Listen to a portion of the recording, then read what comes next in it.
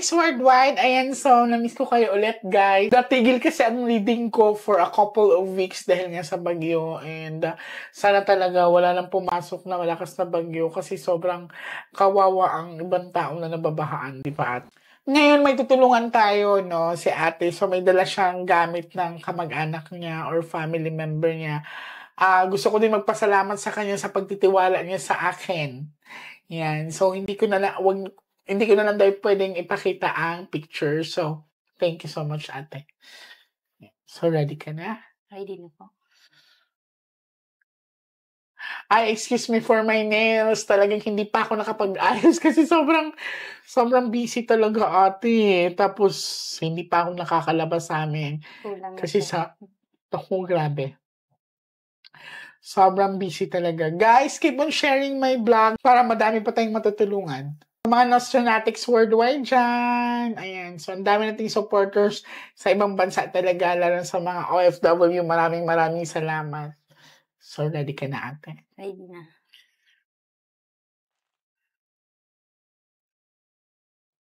So, handa mo sarili mo sa mga bagay na ipapakita sa akin ng mga baraha. Okay.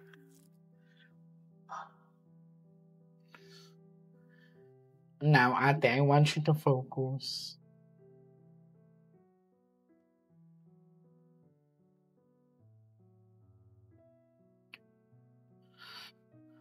I want you to pick one card. Thank you. So, this is your husband? Opo. Ilan taon na nga siya? 38.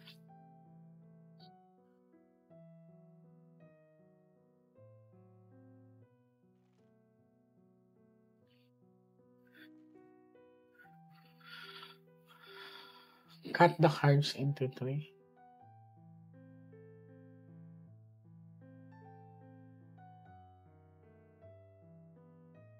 Kuha ka, ate, ng 7 cards of total. Lagay mo dito.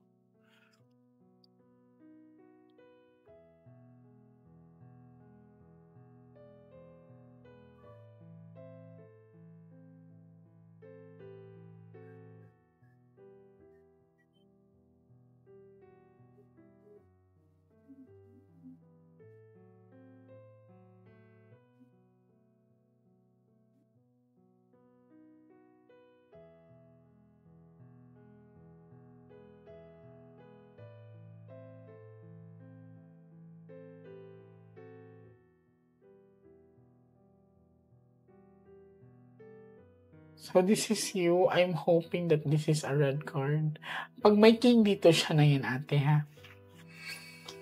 Hindi ka okay. May malaking tanong sa sarili mo, sa isipan mo, sa pagkamatay niya? Opo. Okay. Titignan ko, te, ha? Ayan na siya. Lumabas na siya. Oh!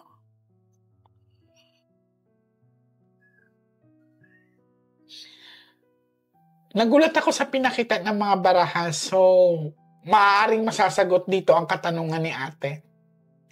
Lumabas agad ang king, which is partner ni ate. Kung mapapansin mo, ate, ano to? Diamond. Ano nasa isip mo pag diamond? Pera? Yes. Isa sa mga dahilan ng pagkamatay niya ay pera. Isa sa reason niyan. Titingnan natin bakit. Hindi ko alam kung nagkautang ba siya or nagsusugal ba siya. Pero maaaring nalubog siya nang hindi mo napapansin.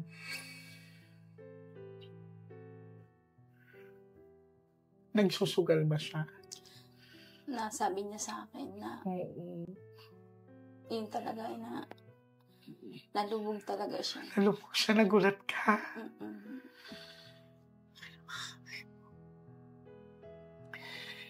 Pumunta ka sa akin para malaman ang kasagutan. Unang cards pala. Susubukan kong makatawid susubukan kong makikonekta.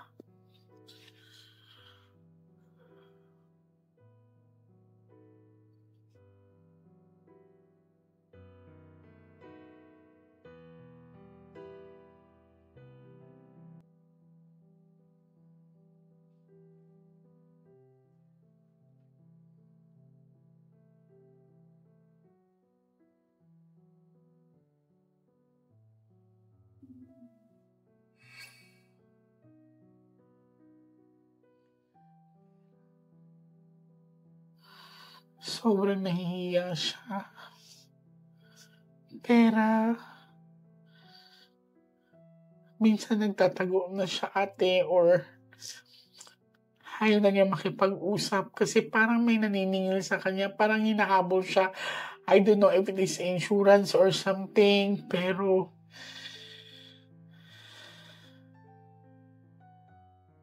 nahihiya din siya sa'yo.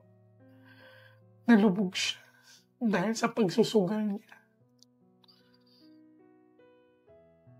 Titignan natin, ha? So, pera ang dahilan kung bakit namatay siya. Titignan ko kung ano ba talaga nangyari kasi nagulat ako sa pinakita ng baraha. Merong involved na malaking pera. Tapos, yun ang pinoproblema niya. Kailan pa niya sinabi sa'yo? Nasasabi na niya sa akin na yun nga na nalubog nga daw siya sa utang, parang gano'n. Tapos nagpapaalam na siya sa akin kung... Sige lang. Anong nararamdaman mo ngayon na ni-reveal sa akin ng baraha to? Medyo na ako. Medyo natuwa na ako na parang nalaman ko na yung totoo na... Hindi ikaw ang rason, ha? Titignan natin.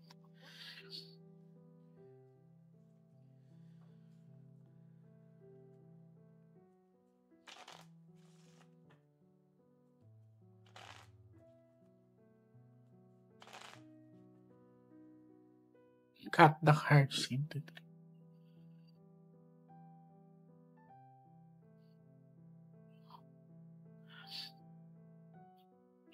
Kuha ka atin ng 9 cards of total lagay mo dito.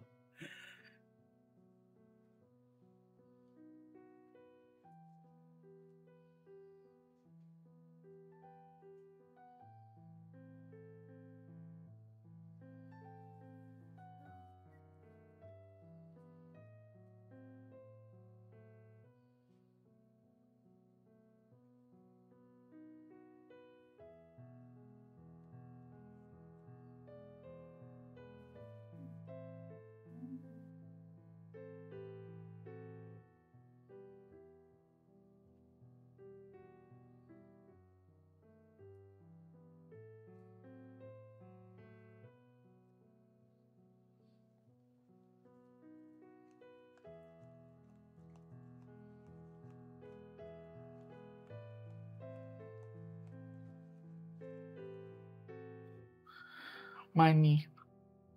Ayan siya, oh. Lumalabas talaga siya. Puro pera ang dahilan. Ang daming naniningil sa kanya, oh. Pera ang dahilan kung bakit. Alam mo ba kung ano kinamatay ng asawa mo? Sinabi niya sa akin. Parang sadya yung pagkamatay niya. Parang dahil siguro sa gulo ng isipan niya, pumapasok na sa kanya ang suicidal thoughts. So, nag-suicide lang asawa mo. Yun ang sabi ng pamilya niya. Titignan natin, ha? Pag lumabas ang bad luck card, maaaring hindi talaga siya nag-suicide. Yung Ace of Speed.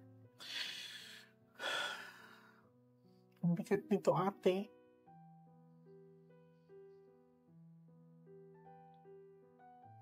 Ano lang sinabi niya sa'yo?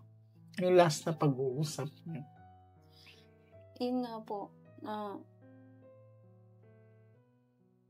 sabi niya sa akin na ang dami nga daw niyang utang, tapos parang mababaliw siya na O, di ba ganun. nagkukulan? Grabe ang sinabi ng paraha. Kuha tayo ng last 12 cards. Tapos nasabi din niya kung ano, yung parang kung wala na daw paraan, yun nga, yung parang Tatapusin na lang niya. yung buhay niya, parang gano'n. So, nagbigay na siya ng babala sa'yo.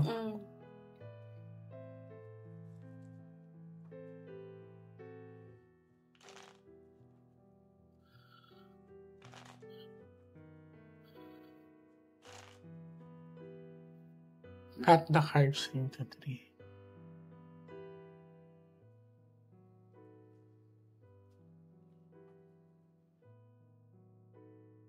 Kuha ka ng last 12 cards of total.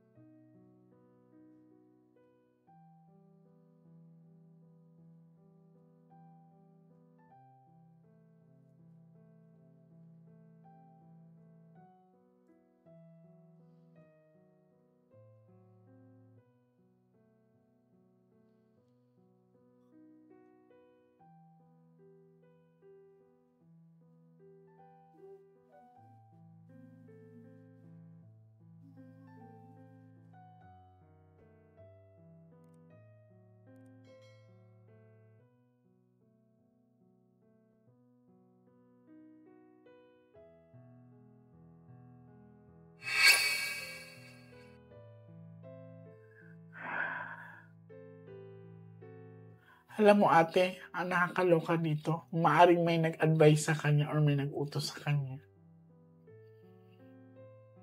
na magpakapatay ka na lang para matakasan mo yung mga problema mo.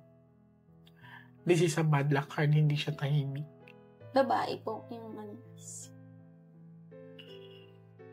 Hindi ko alam kung kapatid niya or nanay niya. Kaya pala yung chat ng mother niya, nasabi niya sa akin na masama siya. Baka, Sinabi sa'yo ng mother niya? Opo. Kasi nagtanong ako sa kanya kung ano nangyari, kung saan namatay yung asawa ko. Tapos sabi niya, sa bahay. Tapos parang nabanggitin niya, masama ako, gumanon siya. Baka nagkasagutan. Baka siguro ang nasabi sinabi niya. na tuloy mo, pakamatay ka na lang, wala kang silbi, mapabigat ka, mga something. In-advisean siya. Kaya siguro na-push yung gawin yun. Ayan, ang puro itim. Siguro nagtalo sila ng family member niya dahil nalaman to. Kasi sinabi ko na yun sa kanya, ipaalam mo sa pamilya mo yan. Hindi lang sa akin, kasi pamilya mo yan. Kasi ano mangyari, pamilya mo pa rin. Kailang alam nila, siguro baka yun na yung time na nagsabi siya, tapos pinagalitan siguro siya. Nagtalo sila. Baka paano ka namin matutulungan, ganyan, wala din kaming pera. Well, na-frustrate na siya, kaya lang ginawa na niya. Kasi bago yun, minamadali niya ako na mag-send ako ng pera kasi naghingi siya sa'yo. Opo, kasi yun nga, hindi sa mga debt niya, mga utang niya. At kung hindi niya makabigay, magsasuffer din yung pamilya niya. Baka doon sa mga utang niya. I see. Well, alam mo na ngayon ang dahilan, ate. Pag may time ka ngayon, go to the church and have a candlelight. Okay? Maraming salamat sa pagtitiwala mo sa akin. Alam kong hindi ganito kadali, hindi ganun kadali natanggapin ang pangyayari sa asawa mo, pero maging ako man nagulat nung pinakita sa akin ang pangyayari. Lakasan mo ang loob mo. Yun ang Okay. alam. Maraming salamat ulit, ate. Lahat tayo ay may pinagdadaan ng problema, iba-iba. minsan sa atin talaga is mahihina ang loob, pero ang pagpapakamatay ay hindi solusyon para matapos ang problema. Ang kailangan lang natin ay pananalig sa Diyos, walang hanggang pagdadasal, dahil ang Diyos ay gagawa ng paraan kung paano natin malilisolba ang problema natin. Maraming salamat po. Maraming salamat. Pwede ba akong magtanong, Miss Lee? Ang tanong? Normal, kasi may nararamdaman kasi akong parang laging may mainit na bagay sa... Posibleng siya. Posibleng energy niya yon. Baka niyayakap ka niya or he feels so sorry Lagi about it. Lagi ko siyang kasama. Yung init, yung amoy niya, parang... Siya yan. So, magpaparamdam sa'yo. Huwag mo lang katakutan. Hindi naman po ako natakot. Kahit saan po ako magpunta, laging kasama Baka ko siya. sunod sa binabantayin ka niya. Thank you so much. Salamat po.